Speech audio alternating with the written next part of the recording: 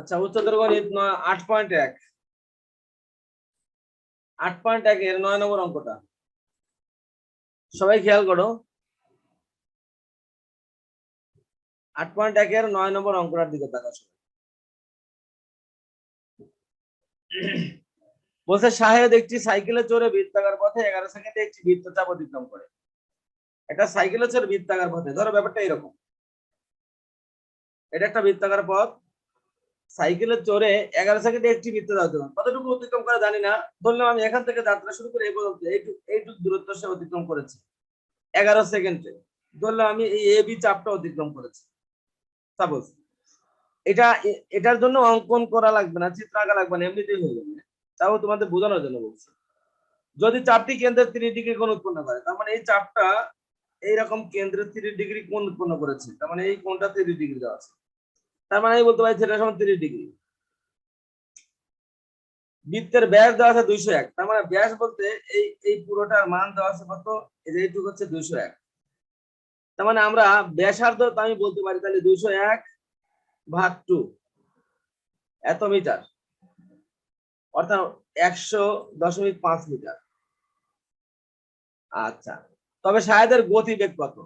আচ্ছা, শাহেদ এখানে চালাচ্ছে কি সাইকেল। আমি এর আগে যখন অঙ্কটা করাই, তোমরা ভিডিওটা দেখলে দেখতে পারবা, আমি বলেছিলাম যে যখন এইখানে গড়ির গতিবেগের কথা বলে, গতিবেগ সম্বন্ধে আমরা বলছিলাম যে এই যে একক সময় অতিক্রান্ত দূরত্বকে বেগ বলা হয়। একক সময় অতিক্রান্ত দূরত্বকে আমরা কি বলি? বেগ বলি। তো একক সময় বলতে কি বোঝায়? একক সময় বলতে বোঝায় যে 1 মিনিটে কতটুকু, বা 1 সেকেন্ডে, বা 1 ঘন্টায়, বা 1 দিনে, এরকম একক সময়। তো এখানে যেহেতু আমি বলেছিলাম যে গাড়ির গতিবেগ হলে তুমি 1 ঘন্টায় কত কিলোমিটার যা বের করবা, যেহেতু সাইকেল নিয়ে যাচ্ছে, তাহলে এখানে আমরা মিটার পার সেকেন্ডে বেগটা বের করবো। 1 সেকেন্ডে কত মিটার যায় এটা বের করবো। তো যাই হোক, তার জন্য কিন্তু দরকার যে 11 সেকেন্ডে বৃত্তচাপটা অতিক্রম করছে, তাহলে এই দূরত্বটা আমাকে আগে বের করতে হবে, তারপরে আমরা অনায়াসে বেগ বের করবো, কারণ এই দূরত্বটা সে 11 সেকেন্ডে যায়। তো আমরা জানি দূরত্ব বের করার সূত্র, এই চাপটা বের করার সূত্র হচ্ছে, আমরা জানি S = R থিটা। তো এখানে থিটার মান দেওয়া আছে 30 ডিগ্রি, আর আর এর মান দেওয়া আছে। এখন প্রশ্ন হচ্ছে যে থিটার সমান যে 30 ডিগ্রি দেওয়া আছে, আমরা তো 30 ডিগ্রি বাড়াতে পারবো না, 30 গুণন রেডিয়ানে প্রকাশ করতে হবে, π/180 এত রেডিয়ান। এই মানটা আমাকে বসাতে হবে, কারণ আমরা জানি এই যে S = R থিটা, এখানে থিটার মান কিন্তু রেডিয়ান এককে, সেই জন্য আমরা এখানে ডিগ্রি থেকে রেডিয়ানে প্রকাশ করলাম। এখন কিন্তু হয়ে গেল, এই যে আর এর মান কিন্তু 100.5 গুণন থিটার মান হচ্ছে 30 গুণন π/180। এখন 100.5 গুণন 30 গুণন পায়ের মান 3.1416/180, এত কিন্তু মিটার হয়ে যাবে। এখন এটা, এখন তুমি কি করবা, এই টোটালটা গুণ করে দাও। তার মানে তুমি কিভাবে ক্যালকুলেটরটা কাজে লাগাও, 100.5 গুণন 30 গুণন 3.1416/180, এটা ক্যালকুলেশন করো, দেখো কত হয়। সবাই হাতে নাও ক্যালকুলেটর।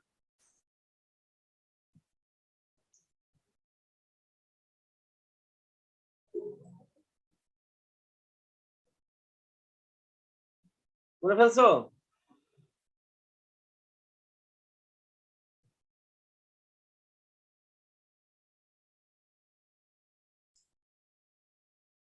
কি রে, ক্যালকুলেটর হাতে নাও নাই সবাই?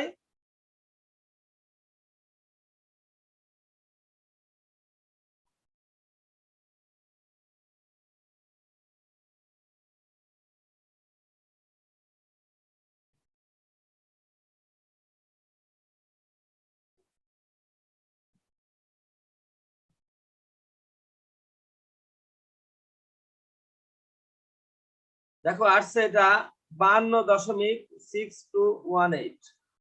আমার কথা কি সবাই শুনতে পাচ্ছ? জি স্যার। তাহলে তোমাদের হাতে ক্যালকুলেটর নাই সবার? জি স্যার। তাহলে বলতে পারলে না কেন? এইটা, করছি। এই যে 52.6218 হলো মিটার, এইটা কিন্তু সে এই যে দূরত্বটা অতিক্রম করছে, এটা কিন্তু 11 সেকেন্ডে চাপটা অতিক্রম করছে, ঠিক কিনা?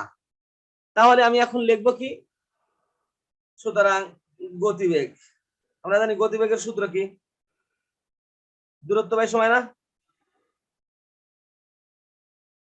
দূরত্ব পেয়েছি আমরা 52.6218, আর চাপ সময় পেয়েছি 11 সেকেন্ডে, এত মিটার পার সেকেন্ড।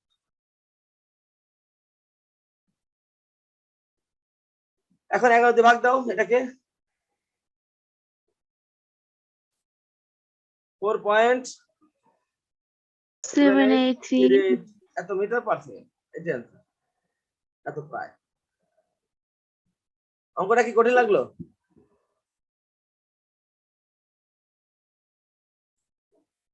সবাই কি বুঝতে পেরেছো?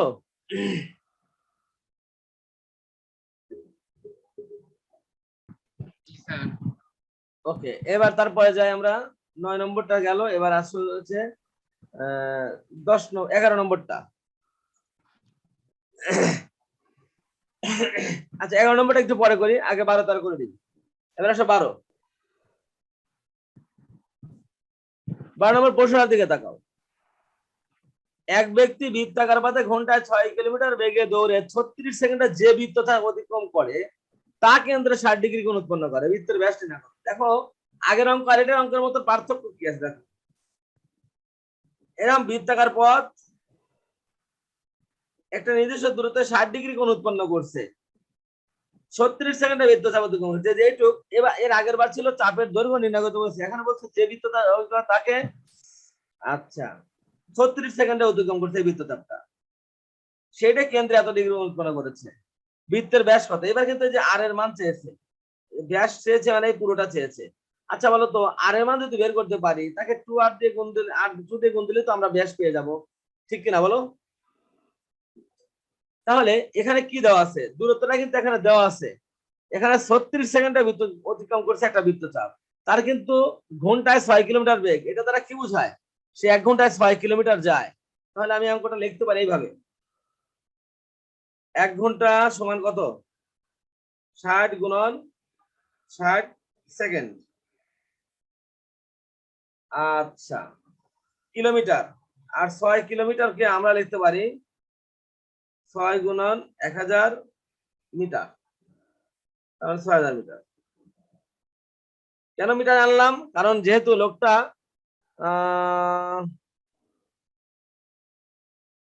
একটা লোক 6 কিলোমিটার বেগে ঘন্টায় অতিক্রম করছে, আর 36 সেকেন্ডে যে বিদ্যুৎ অতিক্রম করছে তার ব্যাস চাইছে, তাহলে অবশ্যই সেটা দূরত্বটা কম হবে, সেজন্য আমরা মিটারে প্রকাশ করে দিলাম আর ঘন্টাকে সেকেন্ডে প্রকাশ করলাম। তাহলে কিন্তু এখানে আমরা একটা জিনিস পেয়ে গেলাম, সে এই 60 সেকেন্ডে যাচ্ছে এত মিটার, সে 36 সেকেন্ডে কিন্তু বিদ্যুৎচাপটা অতিক্রম করছে। আমি 36 সেকেন্ডে কতটুকু যায় সেটা বের করবো। তাহলে আমি লিখবো যে লোকটি 60 গুণন 60 সেকেন্ডে অতিক্রম করে যায় কতটুক? 6000 মিটার। সুতরাং লোকটি 1 সেকেন্ডে যায় কতটুকু?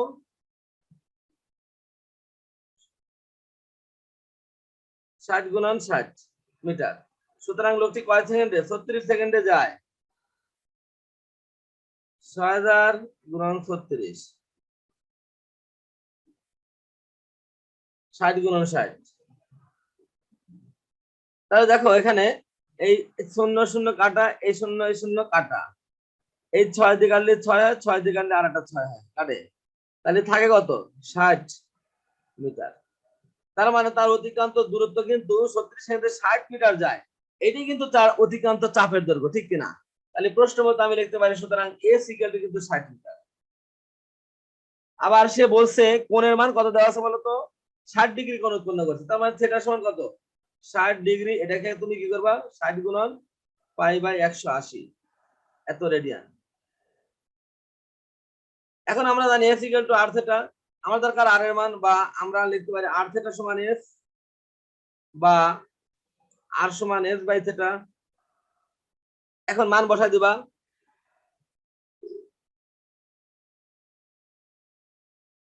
এখন মান বসাই দিবা, এস এর মান বসাই দিবা, থিটার মান বসাই দিবা। এস এর মান কত পেয়েছি? এস এর মান পেয়েছি 60 ভাগ থিটার মান কত পেয়েছি?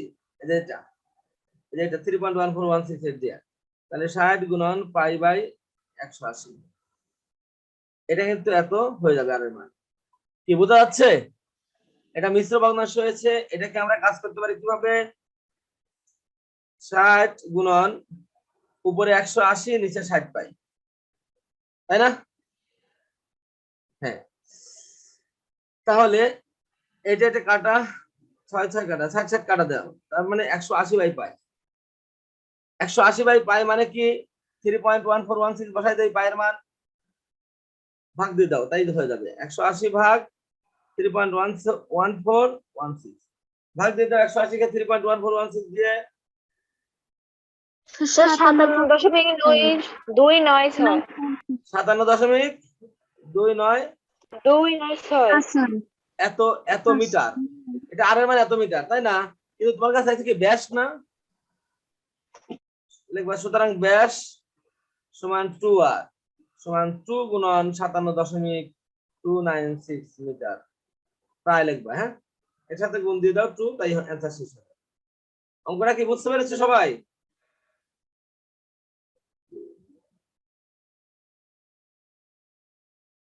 এটা কিন্তু আর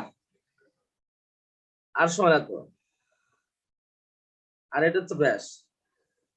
কি সবাই কি ক্লিয়ার?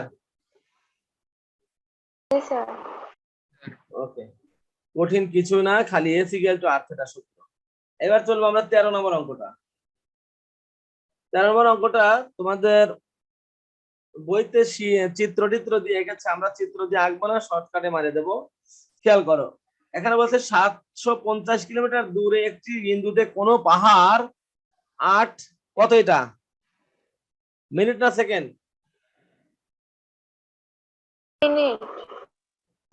8 মিনিট কোণ উৎপন্ন করে, পাহাড়টির উচ্চতা কত? খুব ভালো করে খেয়াল করো। ধরো ব্যাপারটা এরকম, পাহাড় একটা, ধরো এইটাই সেই পাহাড় ছিল, এরকম টাইপের একটা পাহাড়, ছোট করে দিলাম, আচ্ছা একটু বড় করে দিই। ধরো এইটাই সেই পাহাড়টা, এই পাহাড়টা কয় কিলোমিটার দূরে? 750 কিলোমিটার দূরের একটি বিন্দুতে, ধরলাম এখান থেকে শুরু করে এইখানে এই দূরত্বটা 750, এই দূরের এই বিন্দুতে একটা কোণ উৎপন্ন করেছে কয় ডিগ্রি?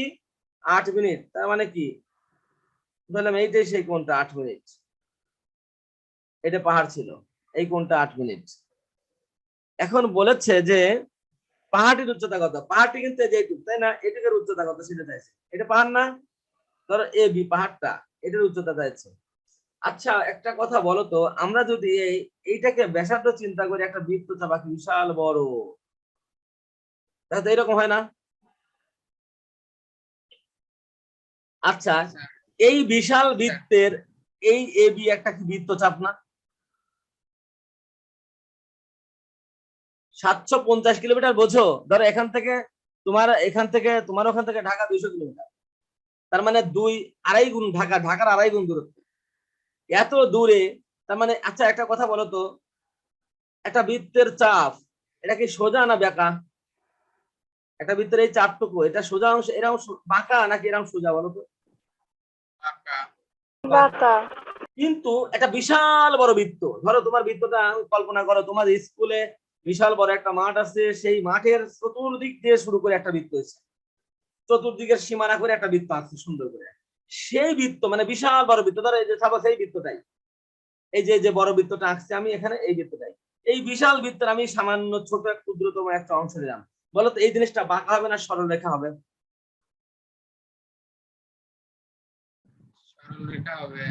সরল রেখা হবে। তার মানে হচ্ছে যে আমি বোঝাতে চাচ্ছি যে অসীম দূরত্ব মানে অনেক দূরত্ব, অনেক ব্যাসার্ধ বিশিষ্ট একটি বৃত্তের একটা চাপ, সেটা একটা সরলরেখার সাথেও তুলনা করা যায়। হয়তো বলতে পারো স্যার আপনি কি আঁকলেন, পাহাড় ছিল, এটা এডি ছিল পাহাড়, আর আপনি এমন ভাবে আঁকলাম পাহাড়টা কি বাঁকা? পাহাড় কোনোদিন এরকম বাঁকা থাকে? বাঁকা থাকে না। কিন্তু এত বড় বৃত্তের ব্যাসার্ধ যদি হয়, বৃত্তের ব্যাসার্ধ যদি 750 হয়, সেই বৃত্তের একটা পাহাড়টা ওই সাধারণত ওই বৃত্তের একটা সরলরেখার মতোই কাজ করে। তার মানে আমরা বুঝতে পেরেছো যে পাহাড়টার উচ্চতা হবে এই চাপের দৈর্ঘ্য, অর্থাৎ এই বিশাল বড় বৃত্তের একটা চাপ, ঠিক কিনা? সবাই ক্লিয়ার? সবাই ক্লিয়ার তো? না স্যার, আমি বুঝতে পারি না। তুমি এই যে এইটা হচ্ছে ধরো পাহাড় ছিল, পাহাড় থেকে 750 কিলোমিটার দূরে একটা বিন্দুতে উন্নতি কোণ বলছে, সরি কেন্দ্রে কোণ উৎপন্ন করছে 8 মিনিট। তাহলে পাহাড় থেকে ধরে যে পাহাড় থেকে 750 কিলোমিটার দূরে ধরলাম এই যে এইখানে বিন্দু, এই বিন্দুটাও, তাহলে এইটা হচ্ছে 750 কিলোমিটার দূরে, ঠিক আছে? এখন তাই সেই পাহাড়টির উচ্চতা কত? আমি কি করলাম, এই 750 কিলোমিটারকে ব্যাসার্ধ ধরে একটা বৃত্ত আঁকলাম, বিশাল বড় বৃত্ত। তাহলে বলো তো, এই বড় বৃত্তের একটা অংশ এই এবি না? জি স্যার। তাহলে আমি বলতে পারি না এই বিশাল বড় বৃত্তের একটা চাপই হচ্ছে পাহাড়ের উচ্চতা? জি স্যার। আমি সেই কথাটাই বলতেছি। তার মানে এখানে পাহাড়ের উচ্চতা বলতে বোঝাচ্ছে এই 750 কিলোমিটার ব্যাসার্ধ বিশিষ্ট বৃত্তের একটা চাপের দৈর্ঘ্য। আমি এতক্ষণ ধরে বোঝালাম এই জন্য যে পাহাড় মানে একটা চাপ, একটা বৃত্তের চাপ তো এরকম বাঁকা হয়, পাহাড় তো এরকম বাঁকা হয় না, পাহাড় তো এরকম সোজা হয়ে দাঁড়িয়ে থাকে, ঠিক কিনা? হয়তো তুমি বলবা স্যার বৃত্তের চাপের অংশ, বৃত্তের একটা অংশ বৃত্তচাপ কি পাহাড় হয়? বৃত্তচাপ পাহাড় হয়, বৃত্তচাপ পাহাড়ের সমান হয়। কখন হয়? যদি সেই বৃত্তচাপটা যে বৃত্তের অংশ, যে বৃত্তের বৃত্তচাপ, সেই বৃত্তচাপ যদি বিশাল বড় হয়। এই সেইটা বোঝানোর জন্য আমি তোমাকে বললাম যে ধরো বিশাল বড় একটা বৃত্তের সামান্য একটু অংশ, যেখান থেকে এটি দেখাইছি, তাহলে বিশাল বড়, এটা তো বৃত্তাকার ছিল, কিন্তু বিশাল বড় বৃত্ত হওয়ার কারণে এর সামান্য একটু চাপের দৈর্ঘ্য সেটা একটা সরলরেখার মতোই কাজ করে।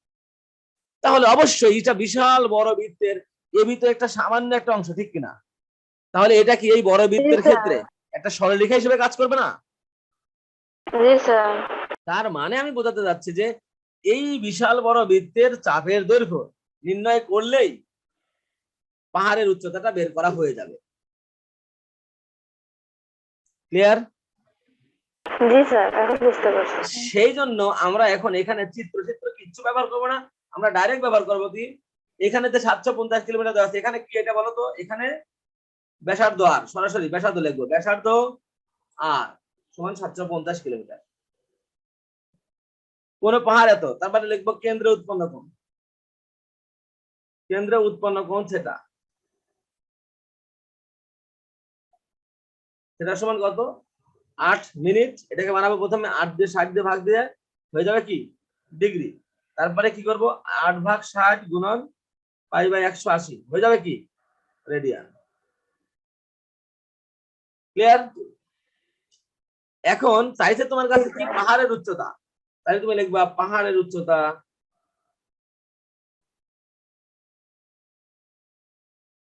এস সমান হোয়াট, তারপর লিখবো আমরা জানি S equal to R theta. Just R এর মান হচ্ছে কত, 750 গুণন, এটা বসাবে 8/6 গুণন π/180। বলতো এটা দূরত্ব একক কি হবে বলতো, কিলোমিটার, কারণ যেহেতু আর এর মান কিলোমিটার, এই দেখো আর এর মান হচ্ছে কিলোমিটারে, সেজন্য এটা কিলোমিটার হবে। এখন এটা ক্যালকুলেশন করলে অ্যান্সার শেষ। 750 গুণন 8/60 গুণন 3.1416 ভাগ 180 কিলোমিটার, এত কিলোমিটার প্রায়, তার মানে পাহাড়ের উচ্চতা হবে এত কিলোমিটার প্রায়। এখন ক্যালকুলেশন করে ফেলো সবাই।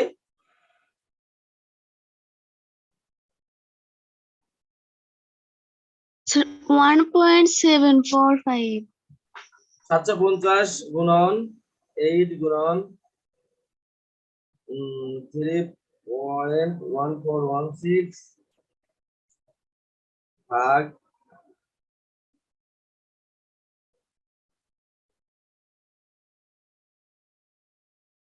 কত হয়েছে, 1. 74533. আচ্ছা যাই হোক, যা হয়েছে 1.7453, এভাবে এত কিলোমিটার প্রায়, সব তো 3, এত কিলোমিটার প্রায়, বাস হয়ে গেল। বুঝতে পেরেছেন? এটা আনসার। অঙ্কটা কি কঠিন লেগেছে? না স্যার। ওকে, কে বোঝেন নাই একটু কথা টথা বলেন। স্যার, বলেন। স্যার আপনি কখন স্টার্ট করছিলেন? স্টার্ট করছে বোধহয় কয়টায়, 7:20-22-এর দিকে। জি স্যার। আচ্ছা ঠিক আছে, তাহলে আমরা, তারপরে তুমি পরে ঢুকছো? স্যার আমি ভাবছি যে কারেন্ট নাই, মনে হয় ওয়াইফাই স্যার আছে কিনা দেখুন। কারণ নাই কার? স্যার মানে ভাবছি কেউ তো ঢুকতেছে না, তার ওই যে ওয়েটিং ফর দ্য হোস্ট লেখা ছিল, তাও ও তাই জন্য আচ্ছা আচ্ছা মিস। আচ্ছা, সমস্যা নেই। এবার চলে আসে 11 নম্বর অঙ্কটা।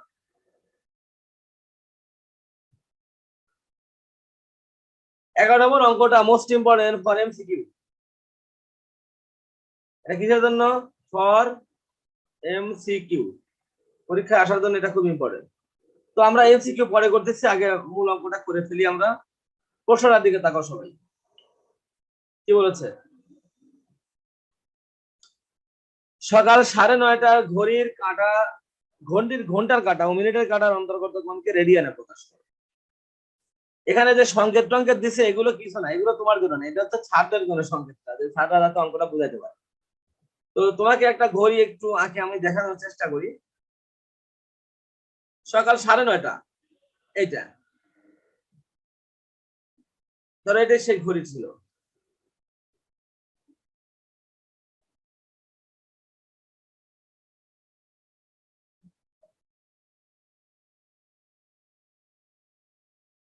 ঘড়িটা একটু সোজা হয় না, দেখা হয়েছে। এই ঘড়িটার টাইম, এটা 12টা, এটা 6টা, এটা 3টা,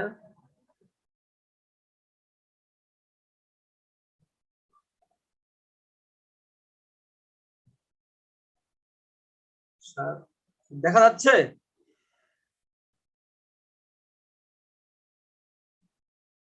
এটা ধরো ঘড়ি বানায় ফেললাম একটা, ঘড়ির মিনিটের কাঁটা 9:30টার সময়, এটা ধরো এখানে মিনিটের কাঁটাটা একটু বড় হয়, তাই না? এটা ধরো মিনিটের কাঁটা, কি বোঝা যাচ্ছে? যখন সকাল 9:30 বাজে তখন মিনিটের কাঁটা তো 6-এর দাগে আসবে নাকি? কথার উত্তর দেওয়া লাগবে। এখন শুনতে পাচ্ছ জি কিনা স্যার। আমি তো তাও বুঝতে পারতেছি না। সবাই কি শুনতে পাচ্ছ? জি স্যার। জি স্যার। জি জি স্যার। স্যার। আচ্ছা ঠিক আছে, ঘুমায় গেলে আমি তো বুঝতে পারি না যে আসলে শোনা যাচ্ছে কি আদৌ। আচ্ছা ওকে, তাহলে আমি যেটা বলতে চাচ্ছি যে সকাল 9:30টার সময় অবশ্যই মিনিটের কাঁটাটা 6-এর দাগে থাকবে, আর ঘন্টার কাঁটাটা 9-এও থাকবে না, 10-এর কাছে থাকবে না, মাঝামাঝি একটা জায়গায় এইভাবে চলে যাবে। ঘন্টার কাঁটাটা একটু ছোট করে দেই, এই টাইপের, ঠিক কিনা? এরকম থাকবে না? এখন তোমার কাছে চাইছে যে এই যে মধ্যবর্তী কোণটা, এই কোণটার মান কত, হোয়াট, তাই চাইছে না বলো তো? জি স্যার। এখন এই কোণটার মান চাইছে রেডিয়ানে। কিসে চাইছে? রেডিয়ানে প্রকাশ করো। প্রথম কথা, আমরা এখানে কয়েকটা জিনিস খেয়াল করি। এখানে বলো তো এই ঘড়িতে এখানে কি দাগ আর নাই?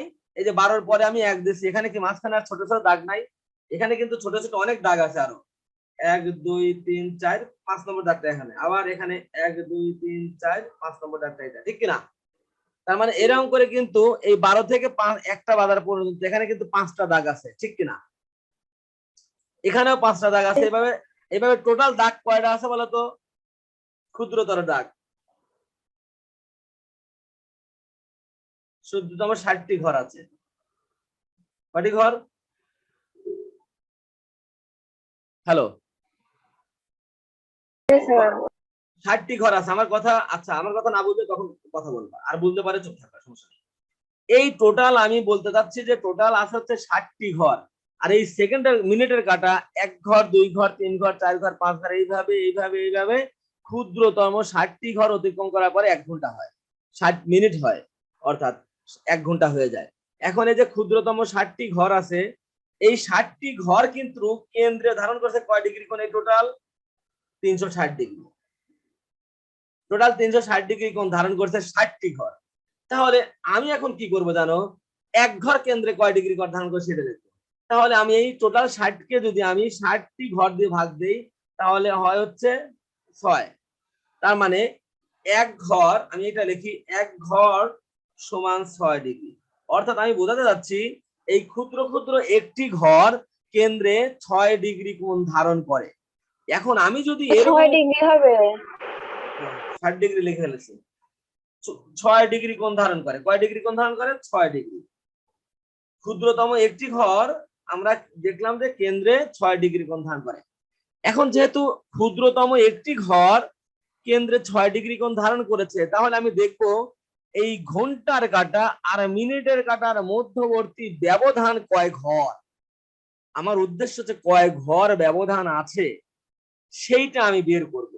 তাহলে কয় ঘর ব্যবধান আছে সেইটা বের করার জন্য তুমি এখানে তাকিয়ে দেখো 6 থেকে শুরু করে এই 9 পর্যন্ত কয় ঘর আছে। 6 থেকে শুরু করে এখানে 5 ঘর, এখানে 5 ঘর, এখানে 5 ঘর, 6 থেকে 9 পর্যন্ত এইটুকু কিন্তু 15 ঘর ব্যবধান।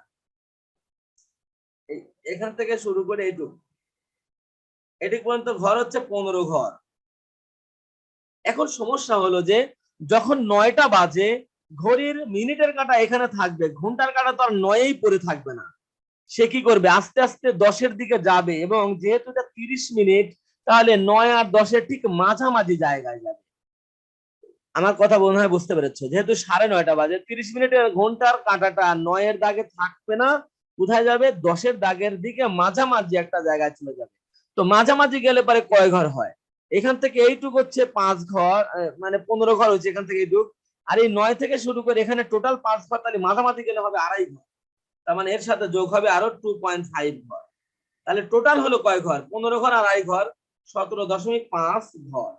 এইবার আসো, এক ঘরে কোণ হয় 6 ডিগ্রি, সুতরাং এই 17.5 ঘরে কোণ হবে কত, 6 দিয়ে গুণ দেবো, তাহলে টোটাল এত ডিগ্রি হয়ে গেল।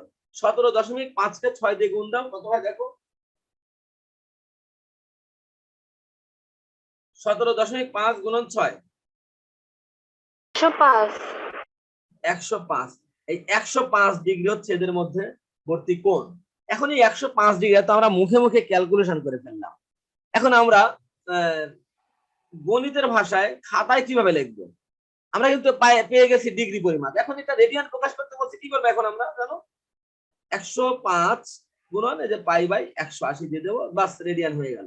অঙ্ক কিন্তু শেষ, আমরা মুখে মুখে করে শেষ করে ফেলছি। এখন খাতায় করবো কিভাবে, সেটা হচ্ছে কথা। খাতায় করার জন্য এখানে আমরা এইভাবে বলবো যে 6 থেকে 9 পর্যন্ত ঘড়ির কাঁটার ব্যবধান হচ্ছে 15 ঘর। আর এই যে 30 মিনিটে কয় ঘর অতিক্রম করছি সেটা মুখে মুখে বের করছি 2.5 ঘর। এটি ক্যালকুলেশন করে বের করতে হবে। কিভাবে বের করতে হবে খেয়াল করো, এই ঘন্টার কাঁটা এই বলতো এই 12 থেকে শুরু করে 1টার সময় যখন আসবে ঘন্টার কাঁটা, তাহলে কয় ঘর অতিক্রম করলো, 5 ঘর কিন্তু অতিক্রম করলো। এই 5 ঘর অতিক্রম করে কয় মিনিটে, 60 মিনিটে। তাহলে আমি দেখবো যে সে 60 মিনিটে 5 ঘর অতিক্রম করে, 1 মিনিটে কয় ঘর অতিক্রম করে। দেখো তো এটা লেখা যায় কিনা, ঘন্টার কাঁটা 60 মিনিট অতিক্রম করে 5 ঘর।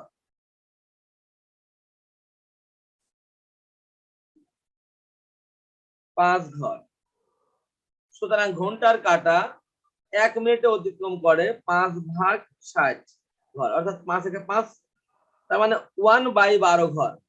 এইটা 1 মিনিটে অতিক্রম করে। এবার আসো, ঘড়ির ঘন্টার কাঁটা এখানে 9:30, মানে 30 মিনিটে কয় ঘর অতিক্রম করে, সেইটাই তো যে 9 এর পরের টুক পাওয়া যাবো।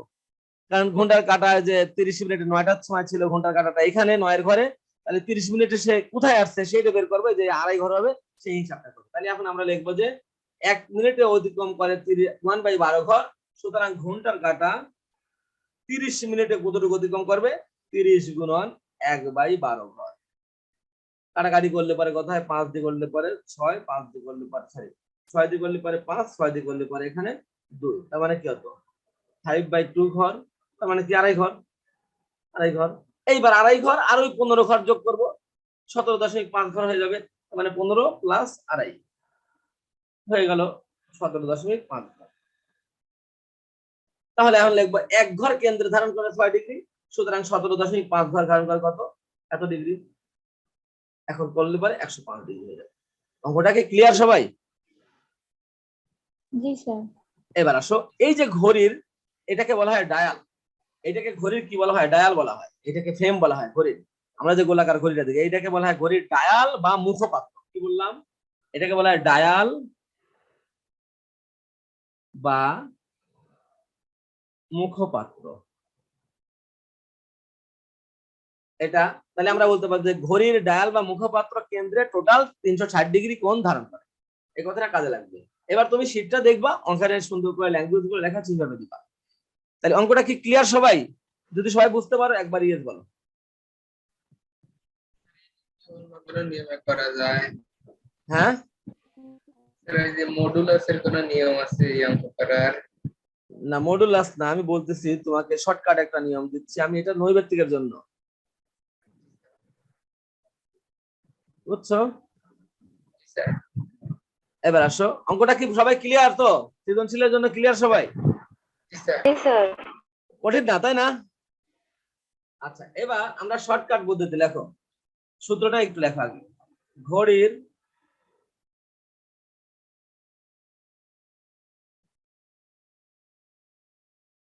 ঘন্টার কাঁটা ও মিনিটের কাঁটার মধ্যবর্তী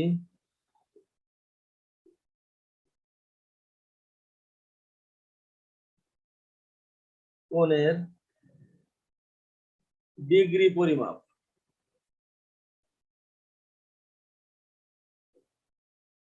সমান 60 গুণন ঘন্টা ডিফারেন্স 11 গুণন মিনিট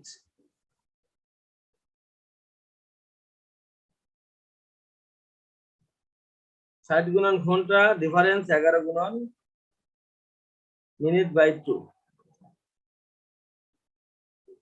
এটা হচ্ছে তোমার ঘড়ির ঘন্টার কাঁটা ও মিনিটের কাঁটার মধ্যবর্তী কোণের ডিগ্রি পরিমাপ। এটা 60 গুণন ঘন্টা, এখানে এই চিহ্নটার নাম হচ্ছে ডিফারেন্স। ডিফারেন্স বলতে বোঝায় পার্থক্য। কেন পার্থক্য দিলাম, বিয়োগ চিহ্ন কেন দিলাম না? হতে পারে যে এই প্রথম অংশটা ছোট হয়ে যেতে পারে, 11 গুণন মিনিট, এই অংশটা বড় হয়ে যেতে পারে, সেই জন্য তখন বিয়োগ দিলে পরে মাইনাস হতে যেত, মাইনাস হবে না কখনো, সবসময় প্লাসই হবে। সেই জন্য আমরা ডিফারেন্স দিয়েছি, মানে বোঝাচ্ছি যে যখন এই দুটের ক্যালকুলেশন করা হবে 60 গুণন ঘন্টা 11 গুণন মিনিট, এই দুটোর মধ্যে যেটা বড় হবে, বড় থেকে ছোটটা বাদ দিতে হবে, বাদ দিতে হবে, তাকে 2 দিয়ে ভাগ দিতে হবে। এখন আমরা এটাকে অঙ্কের ভিতরে রূপান্তর করি। 9:30টার সময় যে আমরা পেলাম, এটাই বের করে ফেলি। 9:30, এটা ক্যালকুলেশন যদি করি তাহলে দেখো 60 গুণন ঘন্টা কত বলো তো? এখানে 9:30 মানে কি, 9 হচ্ছে ঘন্টা, 9 ডিফারেন্স 11 গুণন মিনিট কত? এখানে 9:30 মানে 30 মিনিট, ডিভাইড বাই 2। এখন ক্যালকুলেশন করো, 6 নং 54, 540, এখানে 3 10 3 11 33। তাহলে এবার 2, এখানে এই চিহ্নটা ডিফারেন্স, তার মানে কি 540 থেকে 330 বাদ দাও, কত হয়? 210 না? দেখো তো, ইকুয়াল টু 110, 105। এই দেখো 105 ডিগ্রি হয়ে যাচ্ছে, হয়েছে না উত্তর?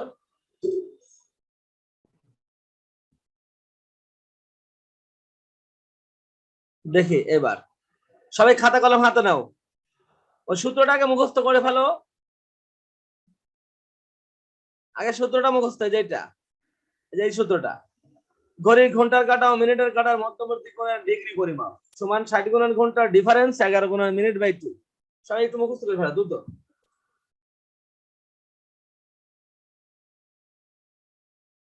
সকাল 8টা, সকাল 8টা, ঘড়ির মিনিটের কাঁটার ঘন্টার কাঁটার ব্যবধান কয় ডিগ্রি? ডিগ্রি পরিমাপটা বের করে ফেলো। সকাল সকাল 8টা, বের করো সবাই দ্রুত।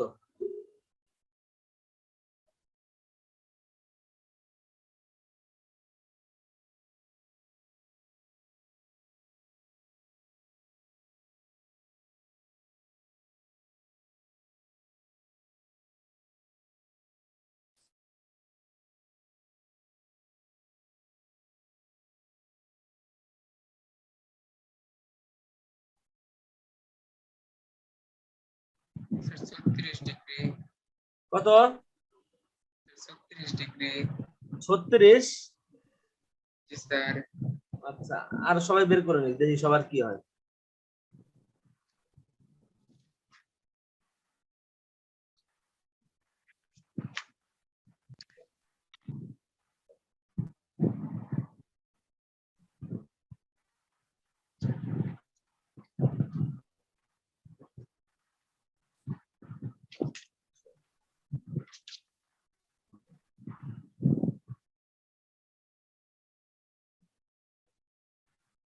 ভুলাইছে, বলেছে স্যার। কত হবে? 240 আচ্ছা দেখি আর সবাই কি করে। স্যার 240 আসছে। 240 আসছে। সবারই কি 240 আসছে? জি স্যার। জি স্যার। সবারই?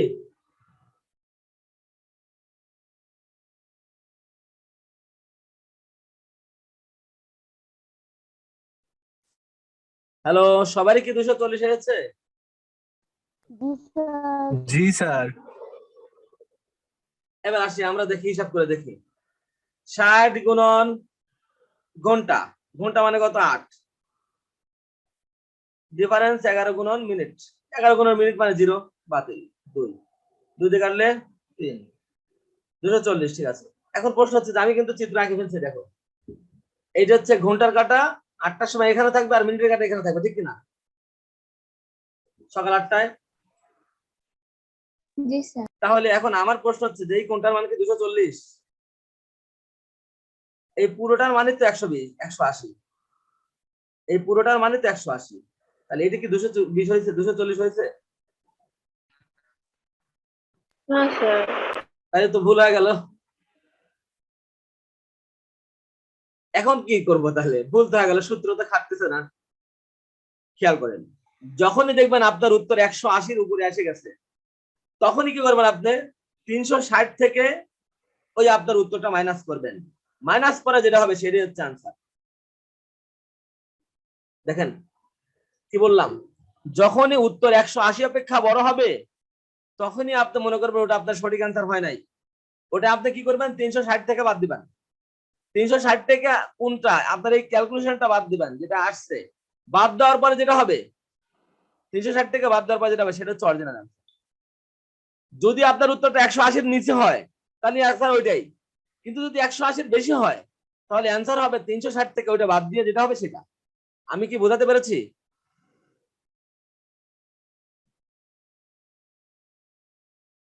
স্যার কিন্তু সবসময় 180 এর নিচে হতে হবে কেন? কারণ এই দেখো, এই যে এখানে এখানে 180-র উপরে যদি হয়ে যায় তখন তো কোণের মান এটা হয়ে যাবে। 180-র নিচে হলেই তো বাদ দিতে হবে, সরি 180-র নিচে হলে তো সরাসরি এইটাই চলে আসবে। বুঝো না? এই টোটালটা তো 360 ডিগ্রি, এই টোটাল কোণ, জি কেন্দ্রের স্যার। কোণ 360 ডিগ্রি। তুমি এখন দেখো 120 ডিগ্রি হয়েছে না আমার? তোমার তো 240 জি হয়েছে। স্যার।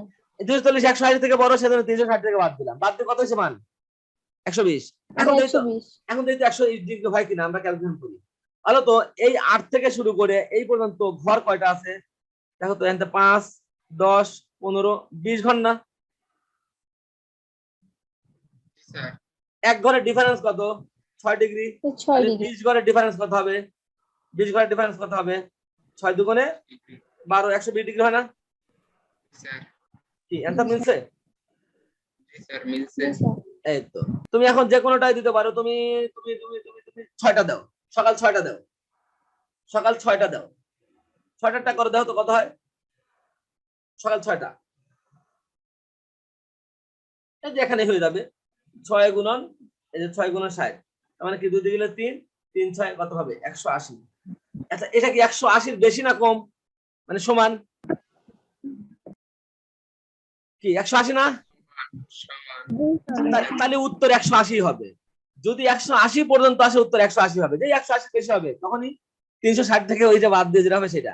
এখন দেখো তো প্রমাণ দেখো, 6টার সময় তখন ঘড়ির ঘন্টার কাঁটা এখানে থাকবে না আর মিনিটের কাঁটা এখানে থাকবে না, তাহলে মধ্যবর্তী কোণ কয় ডিগ্রি? দেখো তো এই 180 ডিগ্রি হয় না?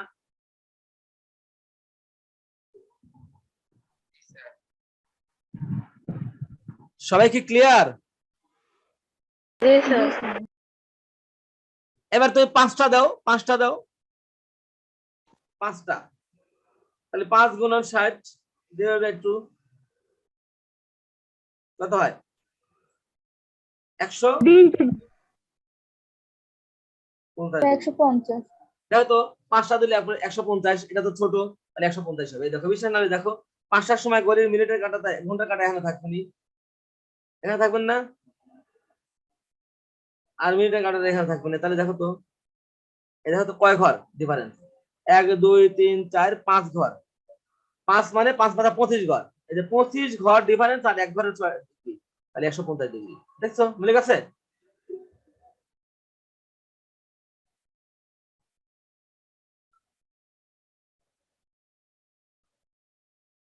হ্যালো, জি স্যার।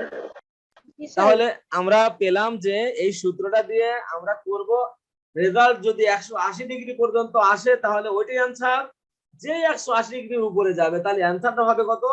360 থেকে 180 ডিগ্রি বাদ দিয়ে ওই ওই মানটা বাদ দিয়ে যাবে সেটা। এটা খুব ভালো করে মনে করে রাখতে হবে।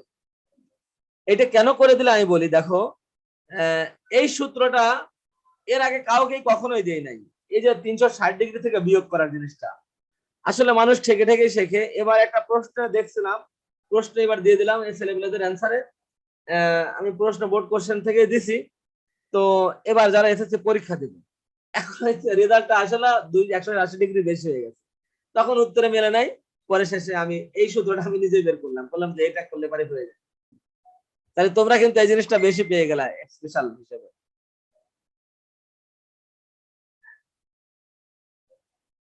তাহলে আমাদের ত্রিকোণমিতি ইনশাল্লাহ শেষ করলাম নাকি?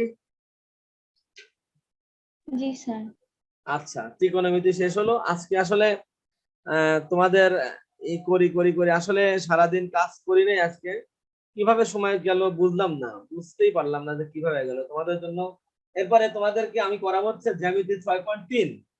6.3 জ্যামিতি করাবো, কিন্তু তোমাদের ভিডিওটা আমি দেখি, আমি সম্পাদ্য এক একটা ভিডিওতে একটা করে সম্পাদ্য দিই। যে কটা ভিডিও হয় তাহলে তোমাদের জন্য সুবিধা হবে। সম্পাদ্য 1 2 3 এরকম করে দিয়ে একটা একটা করে ভিডিও আপলোড করে দিই। আমি হয়তো ইউটিউবে না দিলেও সরাসরি তোমাদের গ্রুপে দিয়ে দেবো।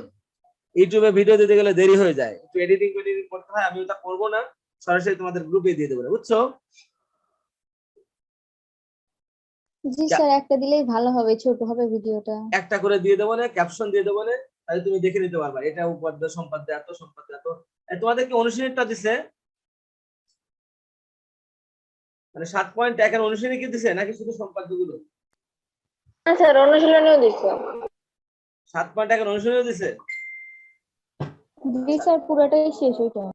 আচ্ছা ঠিক আছে, ভালো কথা, থাক সমস্যা নাই। তাহলে আমি প্রশ্ন উল্লেখ করে দেবো, কারণ আমি আবার সম্পাদ্য শীটটা বানাইছি কিভাবে, বইয়ের সাথে মিল করে বানাই নাই। আমি শুধু প্রশ্ন উল্লেখ করে করে দিয়ে বানাইছি। সম্পাদ্য শীটটা অলরেডি তোমাদেরকে দিয়ে দিয়েছি, তোমরা দিয়েছো? জি স্যার। ওই তো ওই শীটটাই তোমরা যারা করে ফেলেছো স্কুলে তারা একটু রিভিশন দিতে পারো ওইদিকে, আর আমি যখন ভিডিও দিয়ে দেবো তখন তো দেখতেই পারবা। তার মানে আমরা প্যারালাল যাবো, একটা হচ্ছে সম্পাদ্যর ভিডিও দেবো আর উপপাদ্য তোমরা তোমাদের এখানে লাইভ করা। এই যে আজকে যে পড়ালাম তোমরা কি বোঝো নাই জিনিসটা সবগুলা? জি স্যার, বুঝছি। আচ্ছা ঠিক আছে, ভালো। আসলে কি জানো, আমাদের বুঝতে বুঝতে এবার এই এই এই অর্ধবার্ষিকটা বুঝতে বুঝতেই গেল কেমন যেন, বুঝতে পারলাম না সিলেবাসটা। আমি কিন্তু মাথায় আসলো না যে সিলেবাসটা আমরা পিছনে কেন পড়লাম। আমাদের কি পড়া কম হয়েছিল সেজন্য সিলেবাসটা পিছনে গেছি? আমি আমি বুঝতে পারছি না কিন্তু। স্যার আমরা ঠিক যাচ্ছি, স্কুল বেশি তাড়াতাড়ি চলে গেছে। স্কুল বুঝতে পারতেছি না, কারণ আমি যা হতে পারে, কারণ আমার সিলেবাস, আমি তো অবশ্যই অনলাইনে তোমাদের এখন করেছি তাই। তাছাড়া আমি যখন পড়াইতাম তখন সিলেবাস স্কুলের আগে গেলেও সব মিলায় পরীক্ষার আগ মুহূর্তে অনেক আগে আমার সিলেবাসটা শেষ হয়ে যেত। এটা ঠিক, জব্বর স্যার অনেক বেশি তাড়াতাড়ি যায়, পারা যায় না আসলে এত তাড়াতাড়ি যায়। সাইকেল নিয়ে যাইতে পারে, মোটর সাইকেল নিয়ে যাওয়া লাগে স্যারের সাথে। তো যাই হোক সবকিছু মিলায়া, আচ্ছা তোমরা টেনশন করো না। আমি যে জিনিসগুলো আছে, তোমাদের এখন মেইন প্রবলেমটা কোথায়? উপপাদ্যটা নাকি সবই প্রবলেম? স্যার, সম্পাদ্যটা আমার। তোমার সম্পাদ্য প্রবলেম। আচ্ছা, উপপাদ্য কার প্রবলেম?